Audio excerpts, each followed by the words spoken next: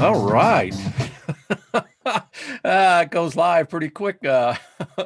Thank you to Grand Funk Railroad, one of the very first concerts that I ever worked at. And wow, Mark Farmer and the boys, they knew how to party. So, how is everybody? Good to see you. And Bosto, favor be upon you. And thank you for joining. It's an honor to have you here. It really is. I truly appreciate the fact that y'all come in here each day and we have a chance to talk and, haven't scared you off yet. So that says something. That's positive. And we're all here for the journey. It's quite amazing. Seeing something flying off to the side over me.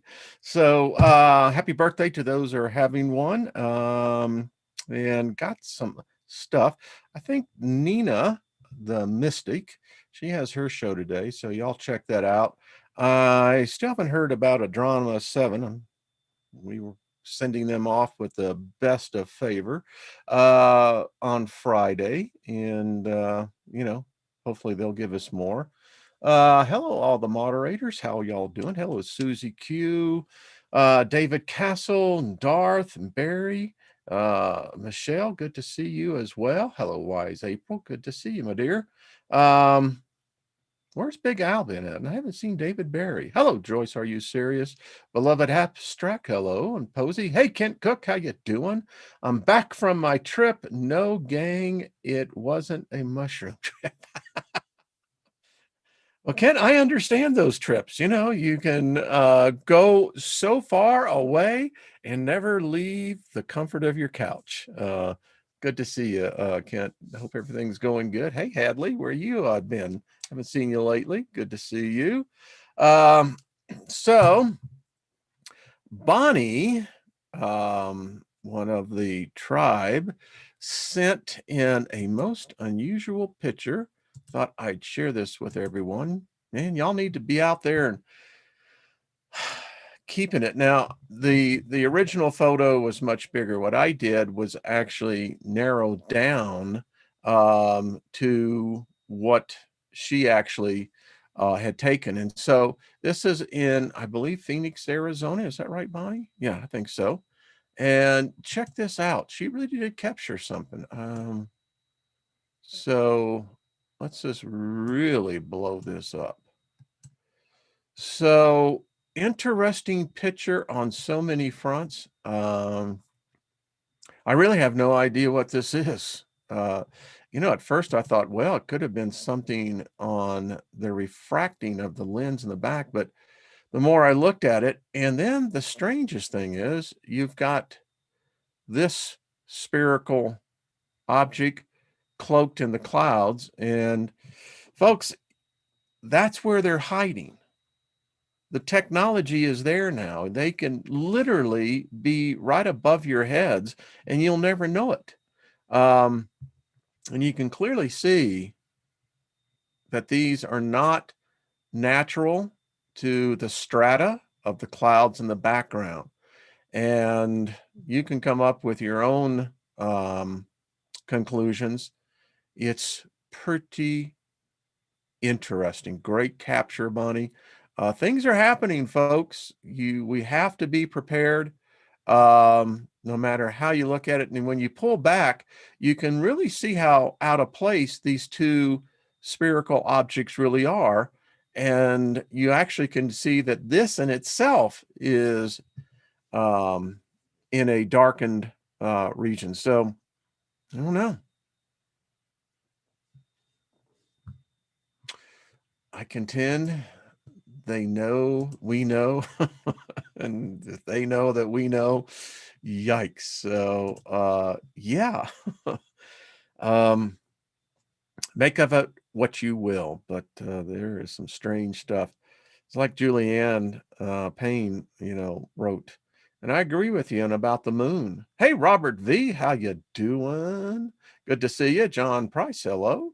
You know, it's just my contention, but I think the moon is artificial. I think it was brought here artificially. And some theories say that it was an ark there between us and Mars, there was at least one planet that we know of. Could have been two, could have been. The interesting thing is that in the Goldilocks zone, you can have a moon that can develop an atmosphere and the whole bit and actually sustain life. So, and there is another moon orbiting us right now. It's called the Black Moon. We can't see it. It's there. Weird. Hello, Regina. How you doing? Hey, Peter. Good to see you. Sarah, how are you? Moon has a story. It does, Sarah. It does. Hey, Deborah. Good to see you. And Thomas. So if you got pictures, send them in. We'll share them. I used to do that all the time about 7-8 years ago. And I finally came to the conclusion was that we're into something. Don't know what it is. Back then, we were all still, much like we are today, trying to figure it out. And I came to this epiphany that, well, what are we really doing? I mean, are we just sitting in as spectators and going, ooh, ah, wow. Okay. If there is some heavy stuff coming at Earth, which there is, my feeling is that, okay, this is cool, but let's start talking about us, you and me. Did we go to the second moon and not tell anyone about that? Don't know, Darth. That's a good question. My question is who owns the moon? It ain't us. It is not. I can just tell you. I had, and as many of you know, I share the story that I had the privilege of sitting next with Gene Cernan, the last man to walk on the moon, on a flight from Florida to Texas. And it was a delightful conversation. And he is now on the other side. So, yeah, he had some stories to tell. All righty. So, let's get into the subject matter. I'm loving this series. A lot of you are as well. It's the positive to the negative. Positive is 13-1. I mean, many people are enjoying just the knowledge, just to hear the other side. None of us can take all of this serious. And for the record, and for full disclosure, the devil doesn't exist. Satan doesn't exist. Lucifer doesn't exist. No God exists. But since we live in a construct where dichotomies, the antithesis of the inverted reality is the existence that we are in, then we best be armed with knowledge. Because if you only have one side, and that's the whole issue here, one side of the story, you're going to live in perpetual fear of the other side. Because you won't listen, you won't read, you won't even consider the other side. You really do have the herd mentality. It's only the brave, the truly ascended ones who will look at this material and not get wrapped around the axle, not become freaked out or afraid, but begin to see, well, what's being said here. And when you take it from the point where you're no longer wearing their lenses, well, then you begin to have much greater understanding. To me, I feel sorry for the people that I have known in my life who are still deeply indoctrinated and die in fear. You can back me up on this. My wife will back me up on this as well. She has seen death all her life as a nurse, particularly from ICU, intensive care, etc., cardiac. She has observed death. It's all going to face us. We're all going to die. You're going to leave your body and you're going to go through the most wildest mind trip because you've got two choices. You can either accept it or resist it. And getting to the point, those that are locked in a religious doctrine or dogma, philosophically, are the ones who go in torment. They're afraid. Because the whole problem becomes that you're never good enough. It tears, those religions tear you down. You know, the fallacy of Adam and Eve is that the fact that we accept it so readily because we want somewhere to start. Isn't it odd? And I think Spinoza was right on with it. We're going to get into a study on him later. He's a fascinating man in his writings. And he obviously was deeply moved to find out what God is. Now, if God in the construct of ultimate love exists, then you can't have the antithesis underneath that. There's no way for that to exist. So it tells me that we don't know what love really is. Now, it's interesting is that when you go around to different states, Michigan is one, Oklahoma is another one, and I think it's going to be in all 50 states, is that you're going to see the statue of Baphomet going right next to the Christian cross. Because here's the thing. If you believe only one side of the story, you're going to see the other side as your perpetual enemy. And if you're particularly so blinded in that belief that it blocks you from rational, cognitive thinking, then something's wrong. You're under a spell. And if you look at those statues in those state capitals, you'll see that Baphomet, Satan, is the one who truly loves children, not the Christian God, not the Islamic God, not the Hindu God. It is only Satan who protects children. Why? Because he tells you, don't harm children or babies. No, he's also against suicide. Now, these are shocking revelations for the general public because they've always seen Lucifer, Satan, as the devil, the exorcist. Oh no, I'm possessed. You know, come on. What crap. We've got to grow up. We still, as a species, are crapping in our pants. We haven't figured out how to potty train ourselves yet. There's a few of us have figured it out. We say we don't want to wear those shitty diapers anymore because that's all religion does. You know, the fact of the matter is if you look at religion as a foundation, it belittles the human race. Because the foundation is that, well, you're just too damn stupid to figure it out. You're so easily manipulated, we don't have to tell you the truth, and we're not going to tell you the truth.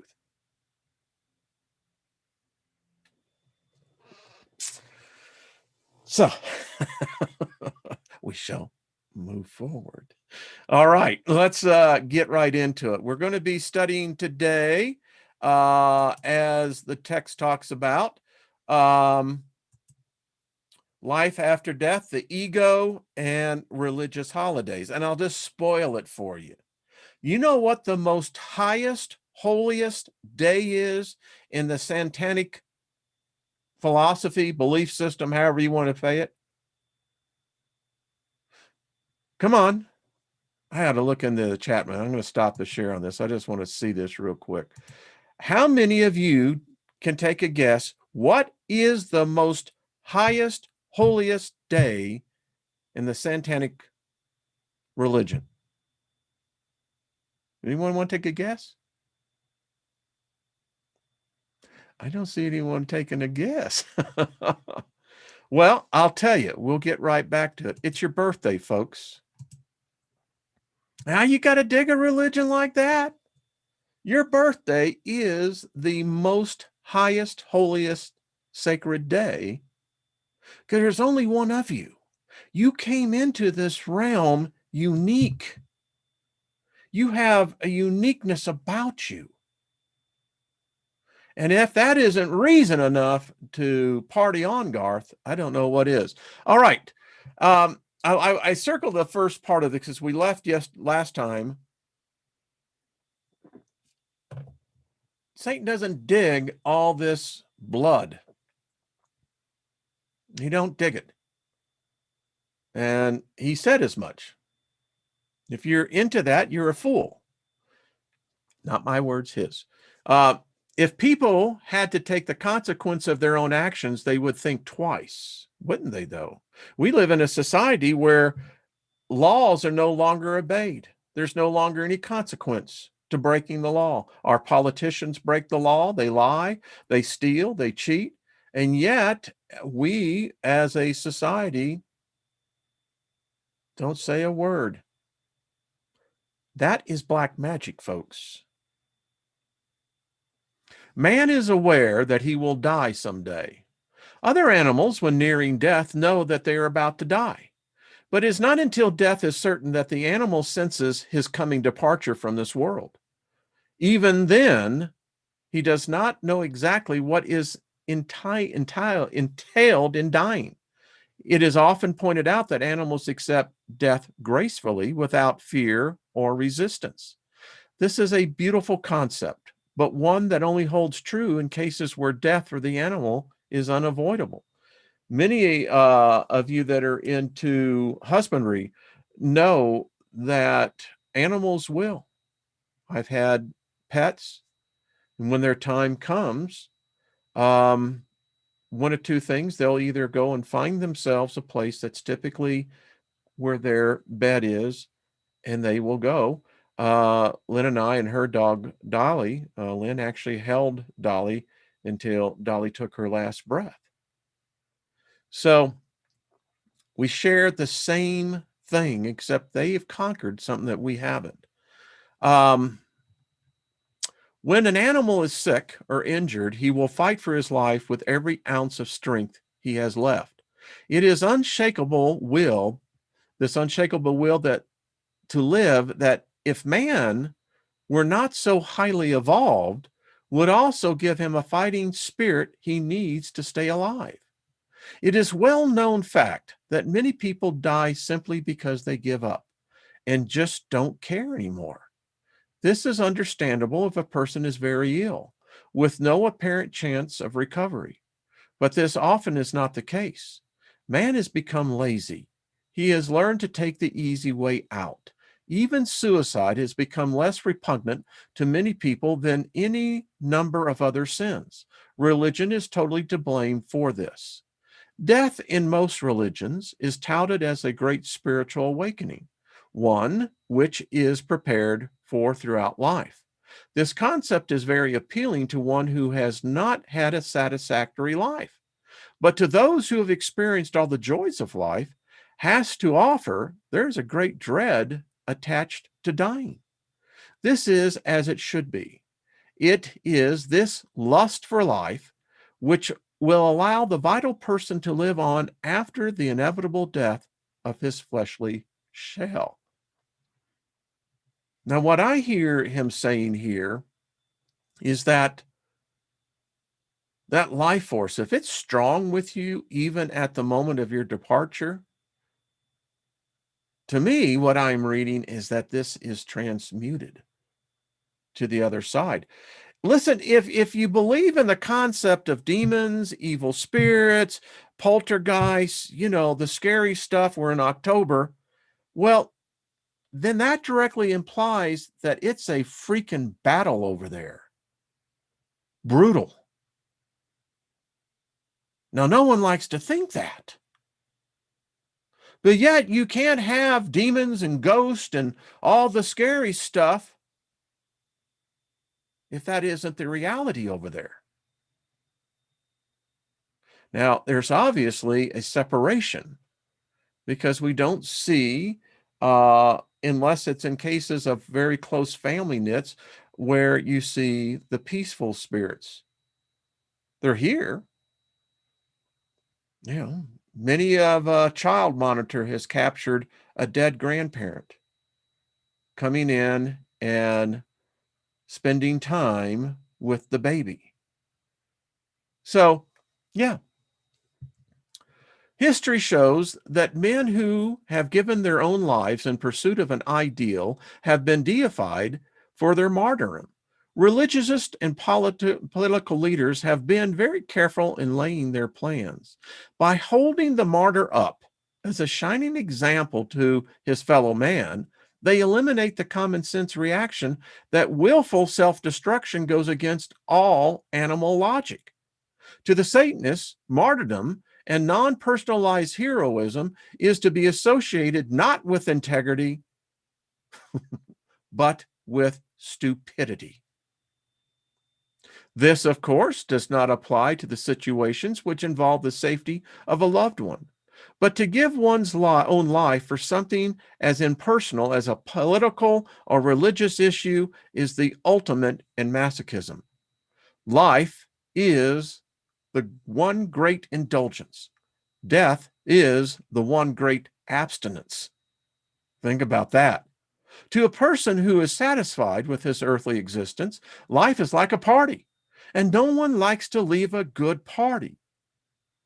By the same token, if a person is enjoying himself here on earth, he will not so readily give up this life for the promise of an afterlife about which he knows nothing. It's true. We don't know anything about that other side, not as much as we want. The Eastern mystical beliefs teach humans to discipline themselves against any conscious will for success, so they might dissolve themselves into a universal cosmic awareness.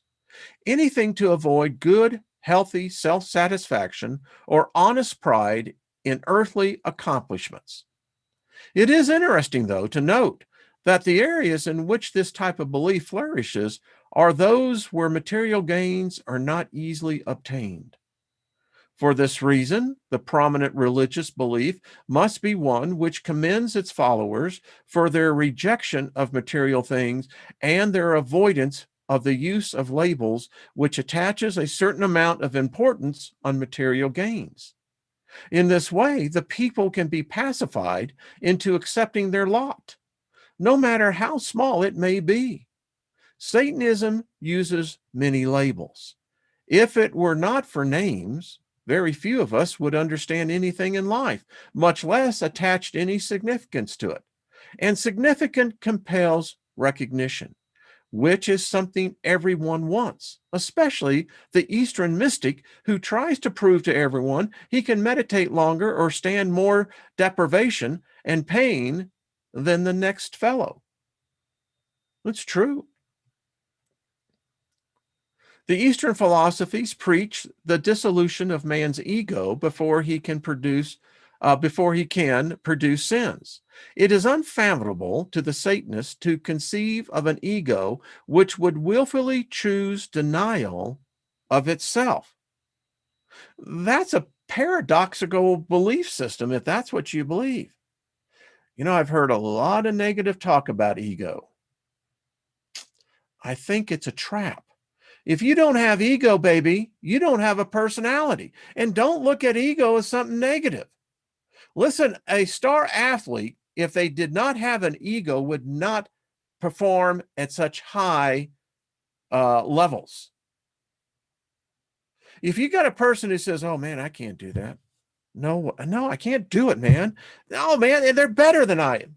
You are going to be a freaking loser all of your life. And that's what religion does. It chops the ego out. Why? They want us all to become automatons. Vanilla manila. Homogenized. No.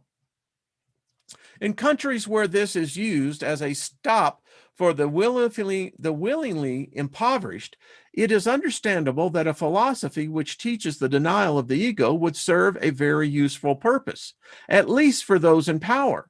to whom it would be detrimental if their people were discontented. But for anyone who has every opportunity for material gain, to choose this form of religious thought seems foolish indeed.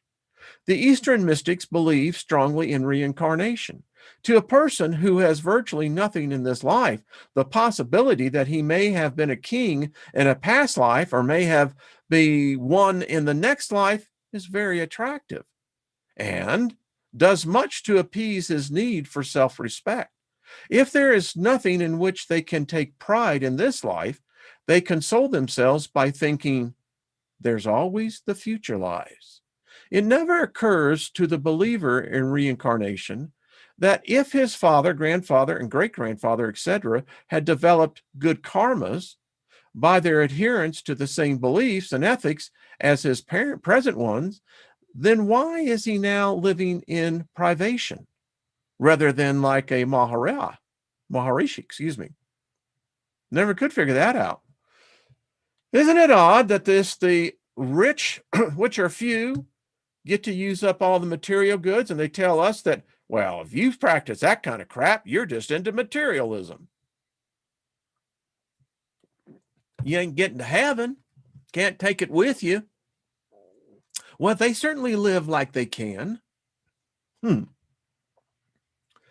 If people were able to divorce themselves from the stigma attached to personal ego fulfillment, they would not need to play self-deceitful games such as beliefs in reincarnation as a means of satisfying their natural need for ego fulfillment. You know what I don't understand? This is my commentary. Why are we here then? If we are to do away with the ego, wait a minute. That's a whole reason for you to be here. If it's personality, and if you say personality and ego can be separated, I'd like to see your thesis on that. They're inseparable. Your personality is your ego, and you're going to carry it with you over to the next life. I have said this before. If you're an asshole here, you're going to be an asshole over there. But then that's in the eye of the beholder too. Someone says, what? Yeah. The Satanist believes in complete gratification of his ego. Satanism, in fact, is the only religion which advocates the intensification or encouragement of the ego.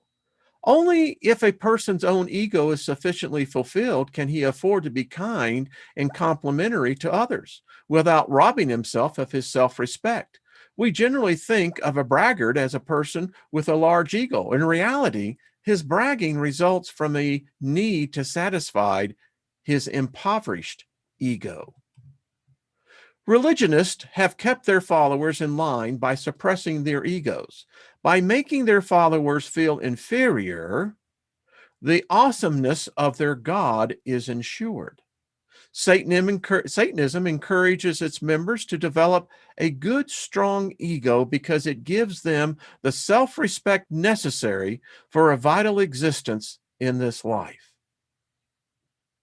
If a person has been vital throughout his life and has fought to the end for his earthly existence, it is this ego which will refuse to die even after the expiration of the flesh which housed it.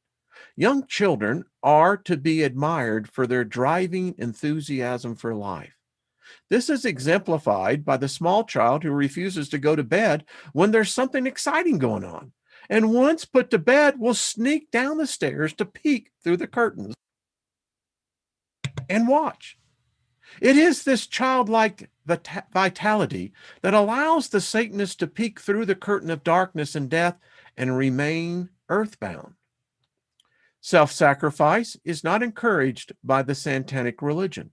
Therefore, unless death comes as an indulgence because of extreme circumstances, which make the termination of life a welcome relief from the unendurable earthly existence, suicide is frowned upon by the Satanic religion. Religious martyrs have taken their own lives, not because life was intolerable for them, but to use their supreme sacrifice as a tool to further the religious belief. We must assume then that suicide, if done for the sake of the church, is condoned and even encouraged, even though their scriptures label it a sin, because religious martyrs of the past have always been deified. It is rather curious that the only time suicide is considered sinful by other religion is when it comes as an indulgence. See, that's something I don't get. And since we're having a discussion on this, part of our thesis, or hypothesis maybe, is to examine things. So that's the thing that I never could figure out about the crucifixion of this Jesus character. As Trina would say, Jesus on a stick. That was suicide. And what God demands suicide of its believers? You see, this spell is heavy. And, and when you have nearly 2 millennia of this, I'll just say it for what it is, this spell of a savior. What are we being saved from again? And I've gotten a number of emails where people are starting to connect the dots. Well, yeah, one woman in particular said, I lived for Jesus. She says, for nearly 45 years of my life. But she said, it never occurred to me to really study who the Father is. Now, in the Catholic religion, Lucifer is God. I've shown you the Mass. It's in there. It's on my the homepage. Lucifer is not Satan. And when did Satan get a promotion? So isn't it odd then the father of Jesus Christ is Lucifer? I didn't say that. That is established dogma. That's fact. O Lucifer, how thy son Jesus Christ.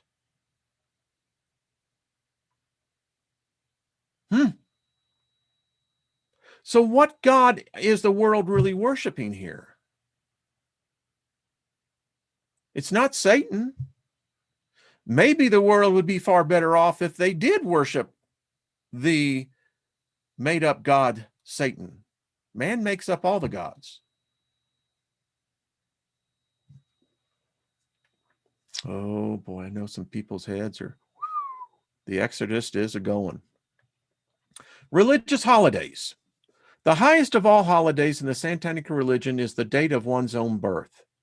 This is in direct contradiction to the holy of holy days of other religions, which deify a particular god who has been created in an anthropomorphic form of their own image, thereby showing that the ego is not really buried. Every god in the world today is nothing more than ego. That's all it is. A god can't exist if it doesn't have an ego. Can't.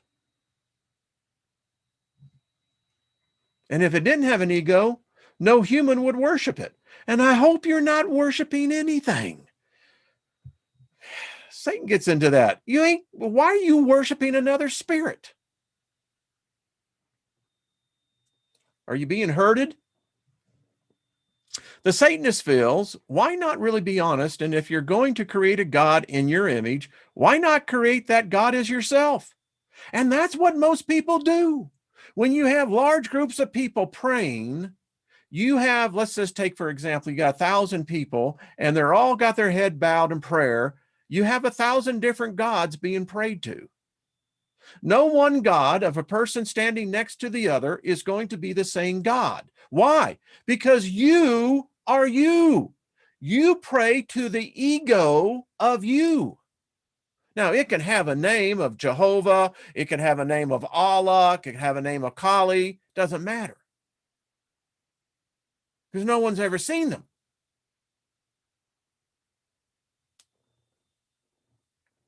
them.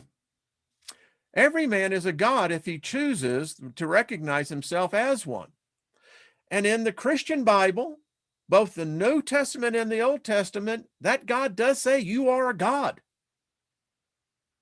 Not once, not twice, not thrice, but many times. So the Satanist celebrates his own birthday as the most important holiday of the year. After all, aren't you happier about the fact that you were born than you are about the birth of someone you have never even met? And it isn't even his birthday.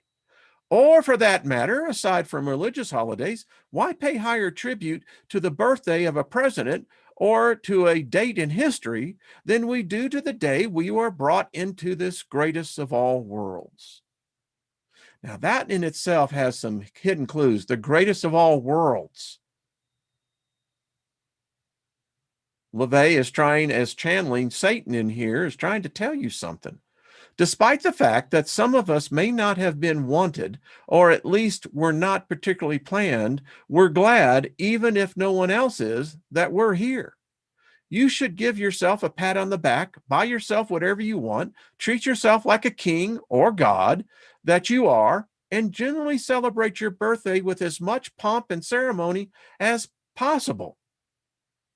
You should have a royal robe. I've got one in my closet. You don't have a royal robe? Well, then your rituals must be really boring. Baby, I'm a god. I came in here as a god. I'm leaving here as a god. I gained valuable intel while I was here, and it's going to go to my profit in the next world that I land on. And it may very well be my world. After one's own birthday, the two major satanic holidays are the Walpurgisnacht and the Halloween, or All Hallows Eve. Sir Walpurgis, or Walpurga, depending on the time and the area in which one is referring to her, was born in Sussex about the end of the 7th or the beginning of the 8th century. It was educated in Winburn, Dorset, where after taking the veil, she remained for 25 years.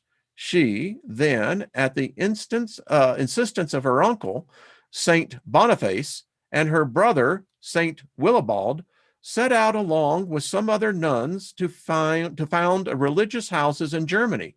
Her first settlement was the Bischofsheim in the Diocese of Mainz. Mainz, yes, that's right.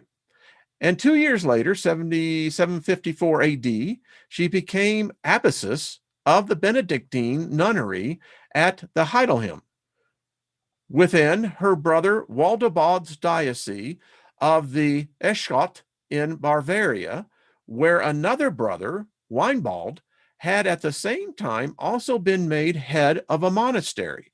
On the death of Weinbald in 760, she succeeded him in his charge, retaining the superintendence of both houses until her death on February 25th, 779.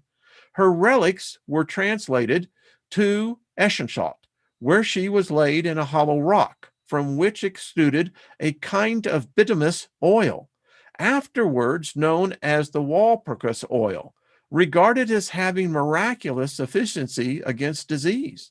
The cave became a place of pilgrimage, and a great church was built over the spot. She is commemorated at various times, but particularly on May 1st, her day taking the place of an earlier pagan festival. Amazingly enough, all of this rigmarole was found necessary simply to condone the continuance of the most important pagan festival of the year, the grand climax of the spring equinox. The eve of May has been memorialized as the night that all of the demons, specters, afrits, and banshees would come forth and hold their wild revels, symbolizing the fruition of the spring equinox. Halloween, All Hallows Eve, or All Saints' Day. Isn't that odd? All Saints' Day falls on October 31st or November 1st. Originally, All Hallows Eve was one of the great fire festivals of Britain at the time of the Druids. In Scotland, it was associated with the time when the spirits of the dead, the demons, witches, and sorcerers, were unusually active and propitious. Paradoxically, though, All Hallows Eve was also the night when young people performed magical rituals to determine their future marriages. Why don't we get the young people to do magic anymore? To hold the festivals, the festivals of fairies, the festivals of lights? No, we don't. The youth of the villages carried on with much merrymaking and sensual revelry. But the older people took great care to safeguard their homes from the evil spirits, witches, and demons who had exceptional power that night. Sounds like the purge. The solstice and equinox are also celebrated as holidays, as they heralded the first day of the seasons. The difference between a solstice and an equinox is the somatic one, defining the relationship between the sun, moon, and the fixed stars. A solstice applies to summer and winter. Equinox refers to autumn and spring. The summer solstice is in June and the winter solstice in December. The autumn equinox is September and the spring equinox in March.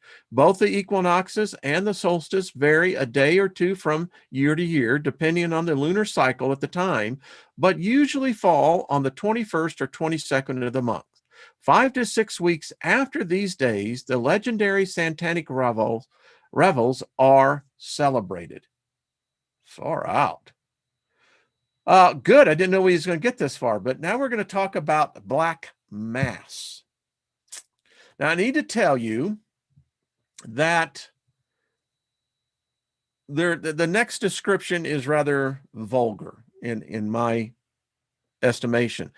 But the vulgarity of it is that this is what the world perceives black masses to be. And that, to me, is the vulgarity besides the words. All right. So just be prepared. If you don't find some of this language, I'll try to homogenize it as best as that I can. No other single device has been associated with Satanism as much as the Black Mass. To say that the most blasphemous of all religious ceremonies is nothing more than a litany of invention is, a literary invention is certainly a statement which needs qualifying, but nothing could be truer. The popular concept of the Black Mass is this. A defrocked priest stands before an altar consisting of a nude woman. Her legs are spread eagle and her private parts thrust open, each of her outstretched fists grasping a black candle made of the fat of unbaptized babies, and a chalice containing the urine of a prostitute or blood reposing on her belly. An inverted cross hangs above the altar, and a triangular host of the egret-laden bread or black-stained turnip are methodically blessed as the priest dutifully slips them in and out of the woman's vagina.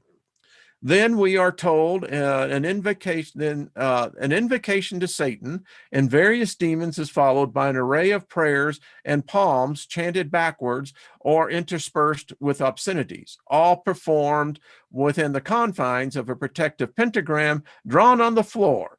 If the devil appears, he is invariably in the form of a rather eager man wearing the head of a black goat upon his shoulders. Then follows the potpourri of flagellation, prayer, book burning, sex, and all done in the background of a ribald recitations from the Holy Bible, an audible expostulations on the cross.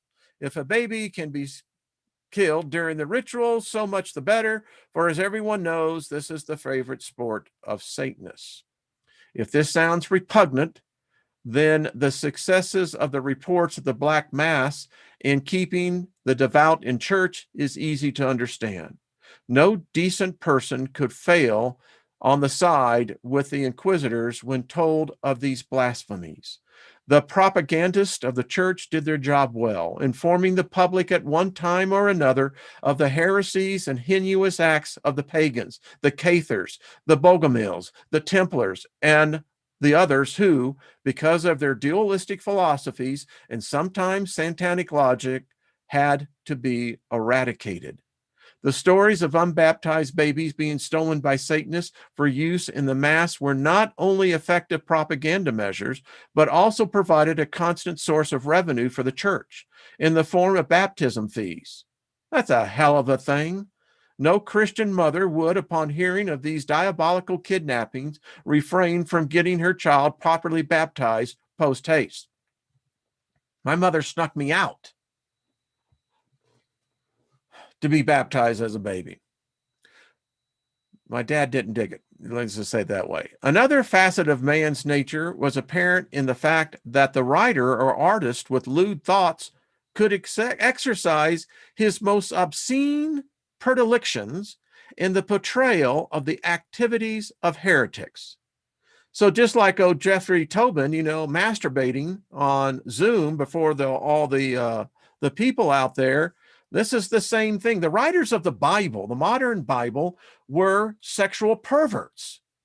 The Inquisition was nothing more than the perversions of sick men performing it under the name of Jesus Christ.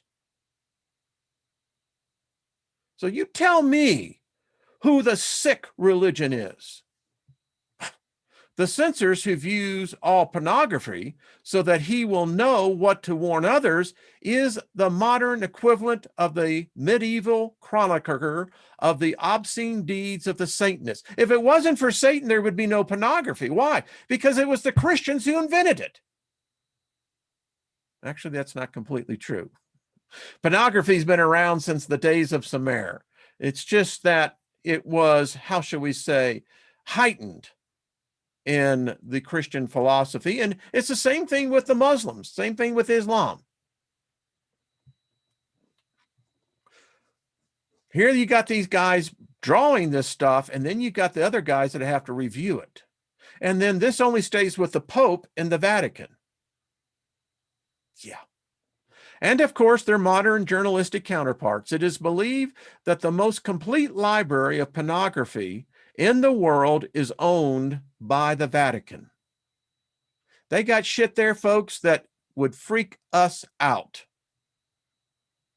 The kissing of the devil's behind during the traditional black mass is easily recognized as the forerunner of the modern term used to describe one who will, through appealing to another's ego, gain materially from him. In other words, you're an ass kisser or a brown noser. The only difference is depth perception. As all satanic ceremonies were performed towards very real and material goals, the oscularum infame, or the kiss of shame, was considered a symbolic requisite towards earthly rather than spiritual success. Why do you think so many people, you would be surprised how many are card carrying, and it's a red card, that are self-avowed Satanists. Yeah. You may be voting for one.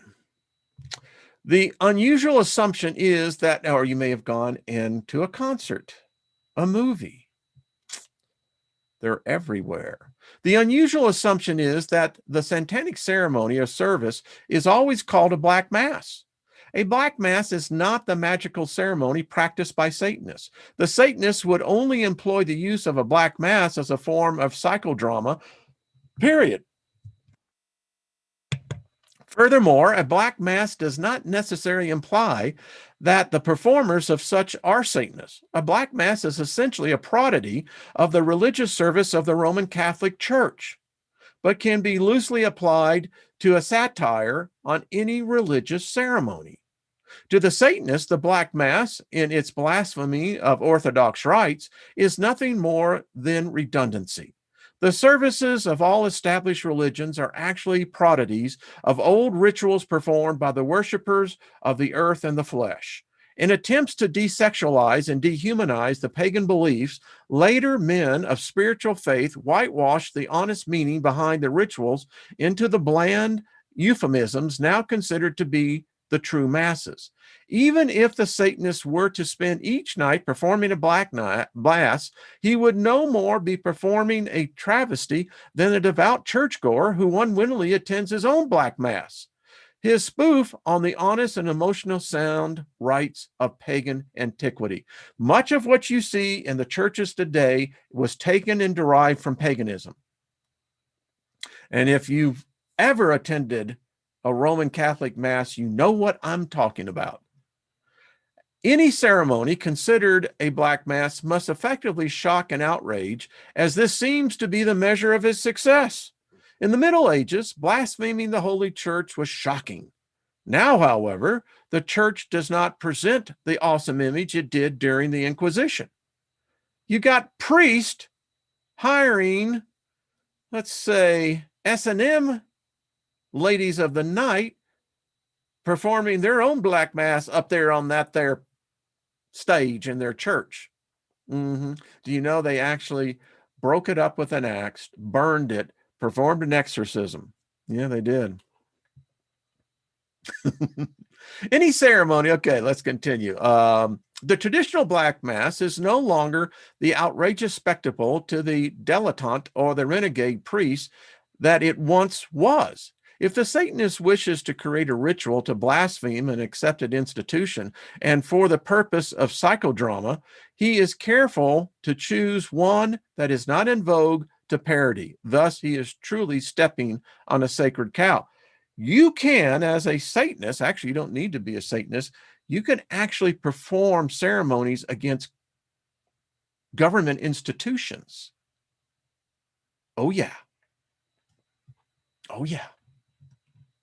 A black mass today would consist of blaspheming of such sacred topics as Eastern mysticism, psychiatry, and psychedelic movement, ultra-liberalism, etc. Patriotism would be championed.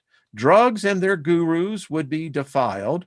Cultural militants would be deified, and the decadence of ecclesiastical theologies might even be given a satanic boost. The satanic magician has always been the catalyst for the dichotomy necessary in molding popular beliefs. And in this case, a ceremony in the nature of a black mass may serve a far-reaching magical purpose. In the year 1666, some rather interesting events occurred in France. With the death of Francois Mansart, the architect of the trapezoid, whose geometrics were to become the prototype of the haunted house, the Palace of Versailles was being constructed. In accordance with his plans, the last of the glamorous priestess of Satan, Jean-Marie Beauvais, Madame Guyon, was to be overshadowed by the shrewd, opportunist, and callous businesswoman named Catherine de Sales, otherwise known as La Valaisan.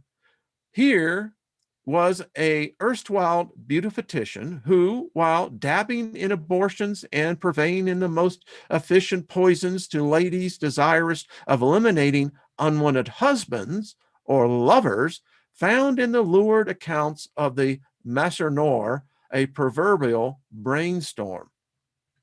Sound like a black widow to me. It is safe to say that 1666 was the year of the first commercial black mass. In the region south of St. Denis, which is now called La Grange, a great walled house was purchased by Leviathan and fitted with dispensaries, cells, laboratories, and a chapel. Soon it became de rigueur for royalty and lesser dilettantes to attend and participate in the very type of service mentioned earlier in this chapter.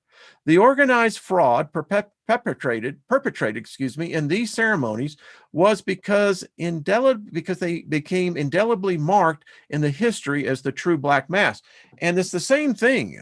Royalty has always loved to indulge in the deepest perversions of society's imaginations. That's why you're rich. You get to do those things. And Jeffrey Epstein did not hang himself. Leviathan was arrested on March 13th, 1679, in the Church of Our Blessed Lady of Good Tidings, incidentally. The die had already been cast. The degraded activities of Leviathan had stifled the majesty of Satanism for many years to come. The Satanism for fun and games fad next appeared in England in the middle 18th century in the form of Sir Francis Dashwood's Order of the Madman Franciscans, properly called the Hellfire Club. While eliminating the blood, gore, and baby fat candles of the previous century masses, Sir Francis managed to conduct rituals replete with good old dirty fun, and certainly provided a colorful and harmless form of psychodrama for many of the leading lights of that period. An interesting sideline of Sir Francis, which lends a clue to the climate of the Hellfire Club, was a group called the Dilettante Club, of which he was a founder. It was the 19th century that brought the whitewashing of Satanism in the feeble attempt of white magicians trying to perform black magic. This was a very paradoxical period for Satanism, with writers such as Balder, Hussamans, who, despite their apparent obsession with evil, seemed nice enough fellows. The devil developed his Luciferian personality for the public to see. Thank you, King James. Isn't it odd that King James' first book was The Demonology of King James? No Bible. See, it was being fashioned and gradually evolved into a sort of drawing room gentleman.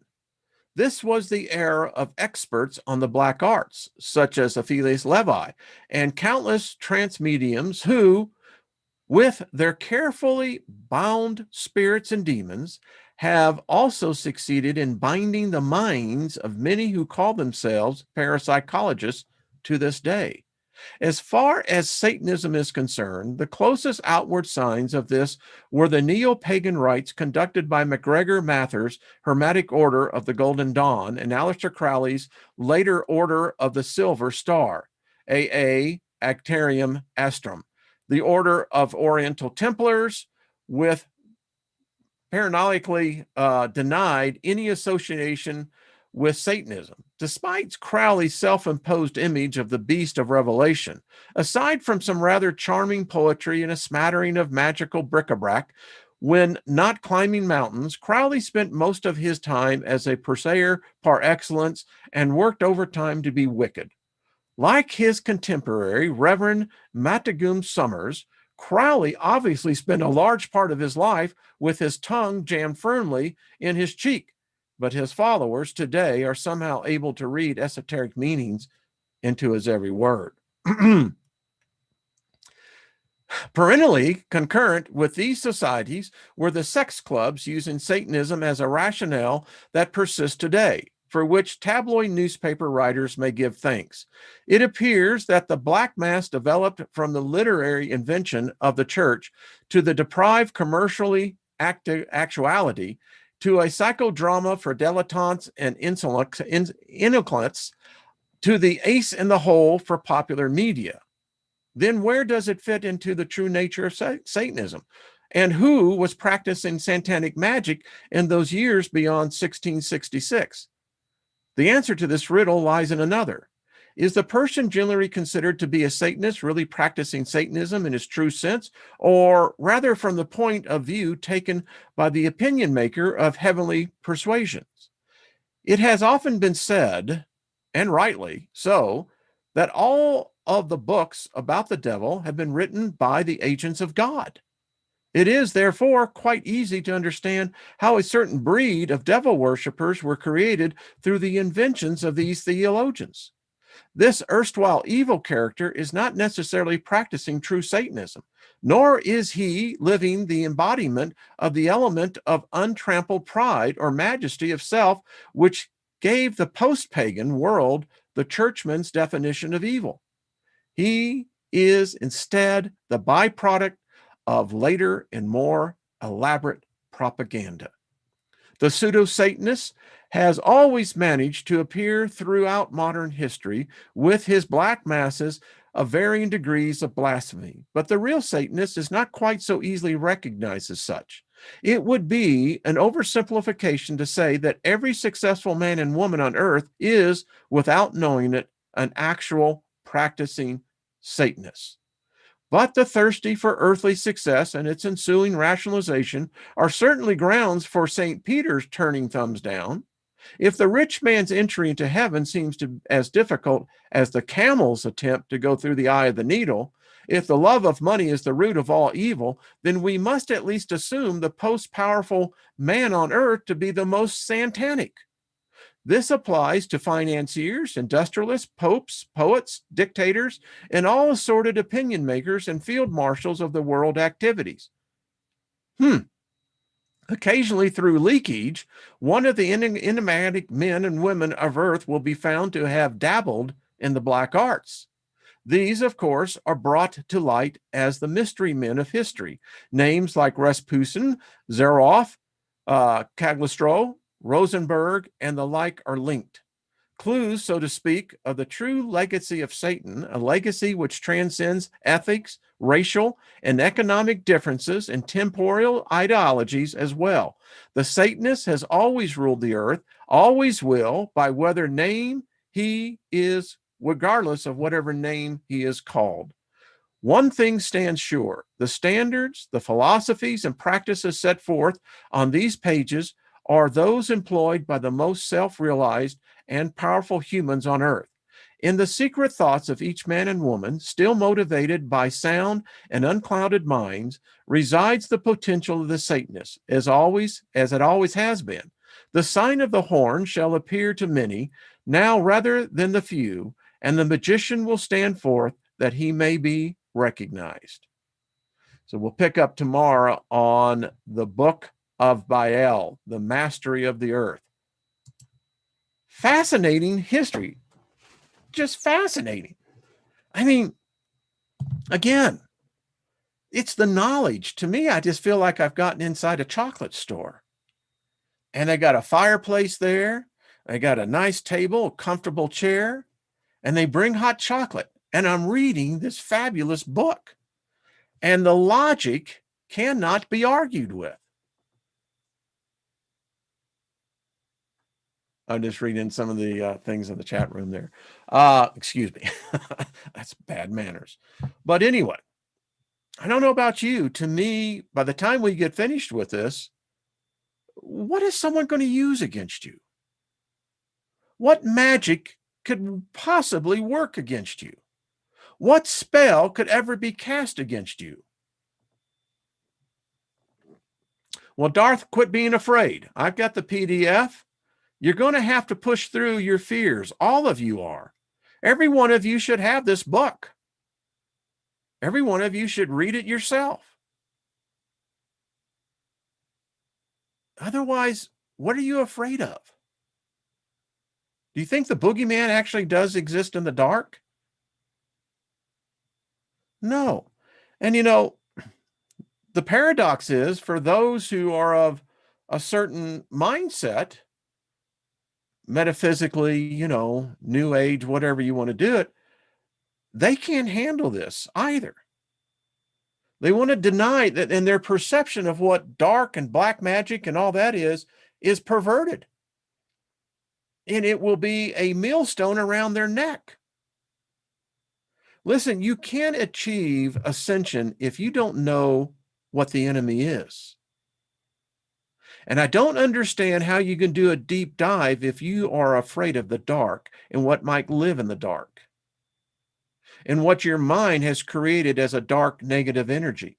The fact what I have seen is that most of this light nonsense is dark. There's no enlightenment that I'm seeing. Why? Because they refuse to accept the other side of the story, which makes Satan their enemy. And which, again, this dude was just looking for a good time. That's all. He got a bad rap. I'm a scared of a cross-eyed woman. Scotty boy, they call that the evil eye. It's like, oh man, never been in back in the days when, I used to do a lot of clubbing, and actually, some of the New York hangouts and what have you. But anyway, that, there can be someone on the other side of the club and they could be staring at you, right? And you can feel that. I mean, you didn't even have to be psychic. Anyway, if you do not fear and you are awake on a path, they can torture you but not kill you. Yeah, but Pamela Jean, I think that there's even a better way. There is a higher way where they won't even come to bother you. Be candid with, there's a lot of people who are afraid of me. Yeah. Oh, you're the guy that teaches all that dark stuff. No, it's knowledge. That's all it is. Now, if it runs opposite of your perception of what knowledge is, well, okay. The Delta Hook said, yeah. Back in the day, I was part of the disco era. I really enjoyed it. The original discos were a lot of fun. They were a lot of fun. And anyway, Russell, that's true. It's knowledge. Joyce, I like that. No masters, no slaves. Yeah. Yes, indeed. Yes, indeed. All right. We went over, but hey, that's cool. Let's see you tomorrow. We'll continue on this. We're getting near the end, and it's, again, it's a fascinating read across the board. I don't care what anyone says. It's a really fascinating read. And imagine now, think of this scenario. You get invited to do one of these ghost hunts, right? And so you've got this knowledge. And let's say that there's signs of paranormal activity. I'm going to tell you what's going to happen. That energy is going to see you because you've now, I like how Amber Dawn said this. You've absorbed the knowledge. You've absorbed the energy. It's a part of your energy field now.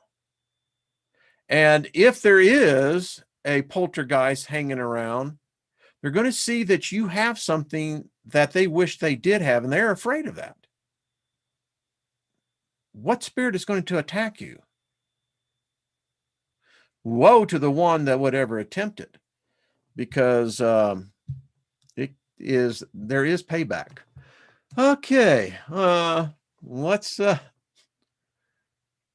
thank you, Sarah Hart, and much love to you, dear. Hey, Carolyn, good to see you, baby boomer. Boom, baby, exactly. This is a good shit. Wise April, it is good shit. It really is. It's like having some really, back in the day, the true Maui Wowie.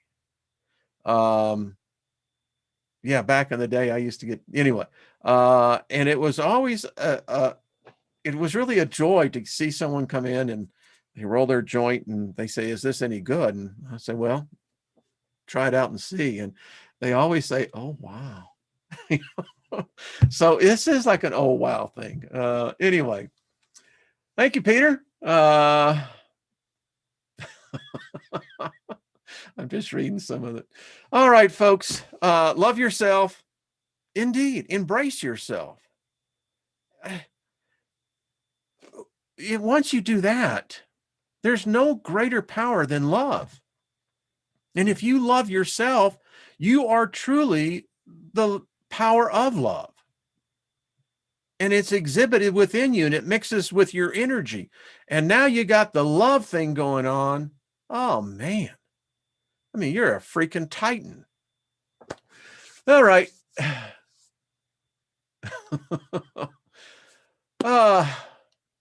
Baked is fun. Listen. Wayne said, what? I'll use the words of our modern day poet, Bob Dylan. Everybody must get stoned. All right. And actually, that's not about drugs, believe it or not. It's about being cheated on. Yes. Bet you didn't know that, did you? Everyone thinks that song by Bob Dylan was, about getting high. Everybody must get stoned is the fact that, we all get cheated on. It sucks. All right. Yeah, check out Hump Day. Hey, Nina, the Mystic, how you doing? Hello, Robin. 10 p.m. Eastern, and Nina's channel is right there. So, Nina the Mystic, good to see you, dear. We'll get together on Friday, and along with Jennifer, Amber, and Steve. So, all right, folks, continue to learn always. Make the most of your time. All right. Peace.